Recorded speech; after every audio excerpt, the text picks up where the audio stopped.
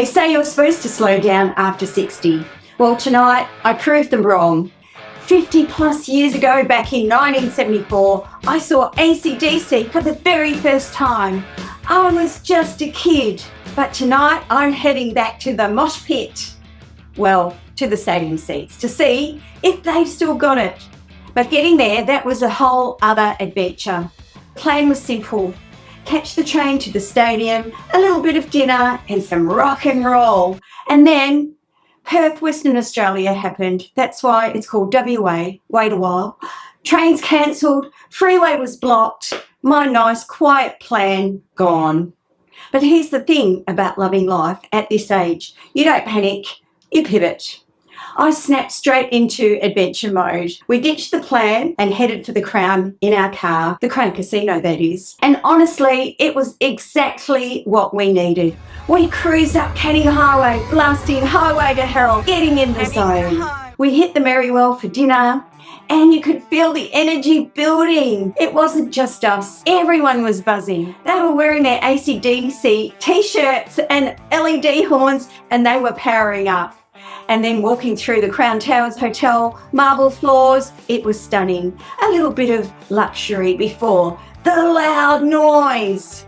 Then the pilgrimage, walking to Optus Stadium with thousands of others. You could feel the excitement in every step. Inside the gates, after a security scan down and tickets were checked, we were in. The stadium opened up. The sun was setting and those giant ACDC letters were glowing on stage. It was finally happening.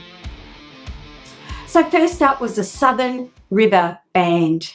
WA Band, West Australia Band.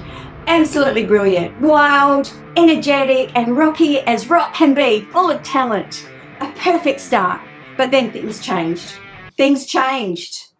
The second band, Amyl and the Sniffers, the name has drug connotations, they were shouting and swearing and behaviour that felt completely offensive to me, in my opinion.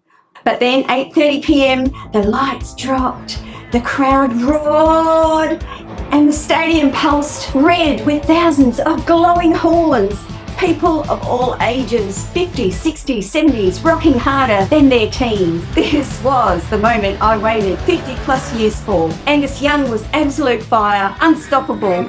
Brian Johnson, powerful, iconic. Don't whisper to me that Brian struggled a bit at times. But you know what? To me, I heard nothing but magic. For a moment standing there in that modern stadium, I was 14 again.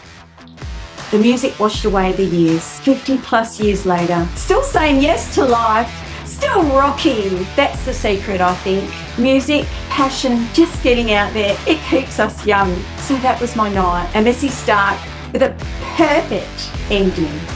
Life over 60 isn't about winding down.